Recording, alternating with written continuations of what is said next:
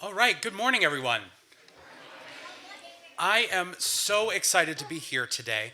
Dr. Erickson asked me to speak this morning about being bored, but since this is the third week in a row that we're talking about that topic, I thought that that itself might be a little boring. So I'm going to take a minute first to share a little bit about myself with you all, and then I'll get back to the topic, I promise, Dr. Erickson. I have always loved to ask questions.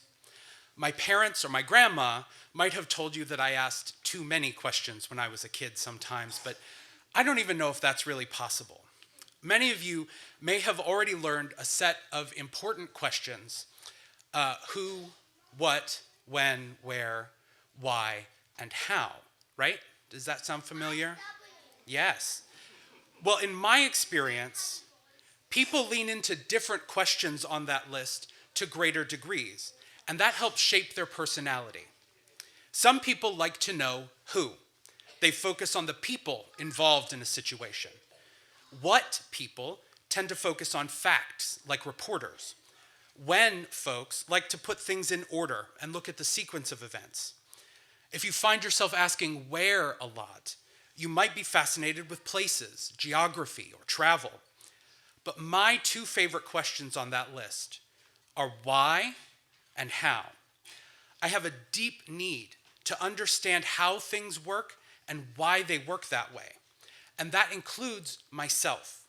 I like to ask myself why I do the things I do or feel the things I feel. I like to experiment with how I might make the best use out of a feeling, or perhaps how I might shift my energy into a more productive space. Perhaps this is my way of examining my life, as the advice from Socrates that Dr. Erickson and Nizar Mashevitz shared with you over the last couple weeks. I told you I'd get back to topic. But anyway, yes, I spend a lot of my reflection time being mindful of my feelings and how they're working for or against me, or how I'm working for or against them. And when I'm bored, I like to figure out why, so that I can figure out what my brain and what my body are trying to tell me. And sometimes the answer is simple, right? I'm bored because what I'm doing is boring. Duh, no mystery there. And as Ms. Armashevitz said, it's more than okay to be bored sometimes. It's necessary and even beneficial. And on top of that, there are some things in life we have to do, whether or not they're fun. But what if I find myself bored doing something I usually love? Or if my boredom comes with a shift on my mood meter? In my last couple of minutes, I'd like to share a few messages my brain sends me when I'm bored, in the hopes that you might be able to interpret similar messages from your own minds. The first message is, Michael, you're bored because you're restless. I can usually tell this is the type of boredom I'm dealing with because I get the fidgets. Mrs. Lavigne can tell you all about it. But for me, it starts with my feet. One starts waggling in the air or tapping on the ground, and then my fingers start drumming the table, or I might start spinning in my chair. Usually this means that my brain wants me to remember to find some time to go for a walk, or to do something fun that I really love that's active, like, say, get on a stage and dance and sing some karaoke. Do we have time for that, Dr. Erickson? Can we get no, we don't have a track set up? Okay, we'll have to do that later, I'm sorry.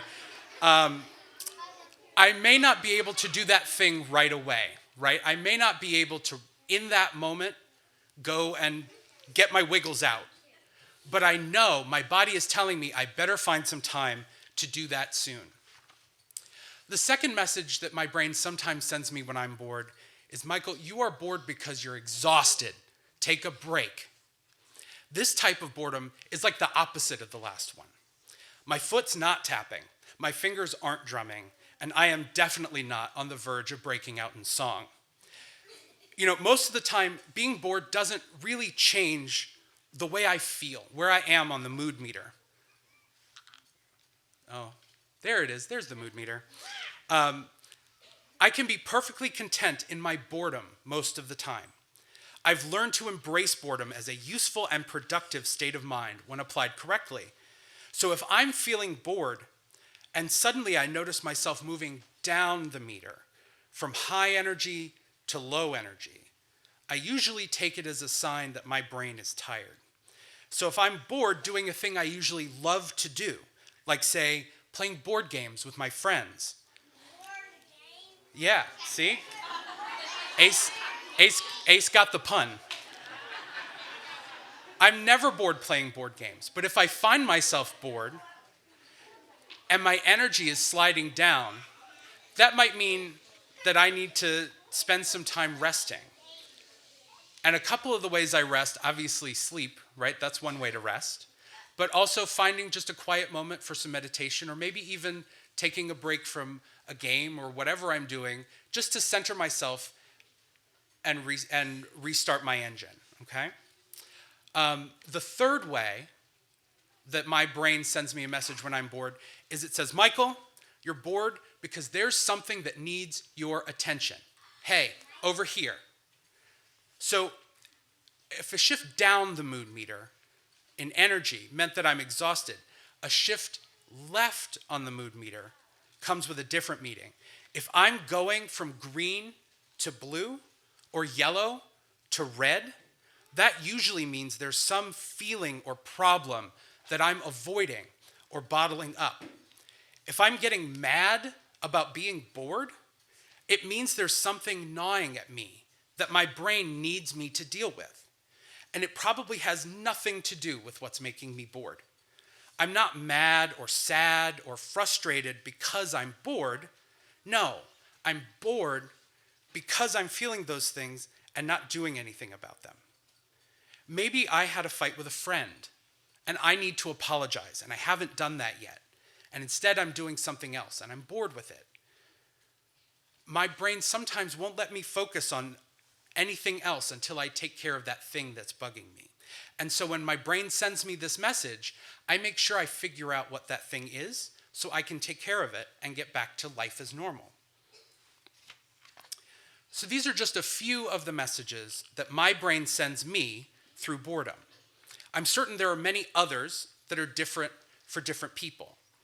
And as I conclude this morning, I want to encourage you all to ask yourselves why the next time you're bored. Maybe you'll learn something important about yourself, or maybe you'll just alleviate your boredom. Either way, I hope you can learn a little more about yourselves by examining your boredom this way. Socrates would be proud. Thanks for your attention, and have an introspective Friday.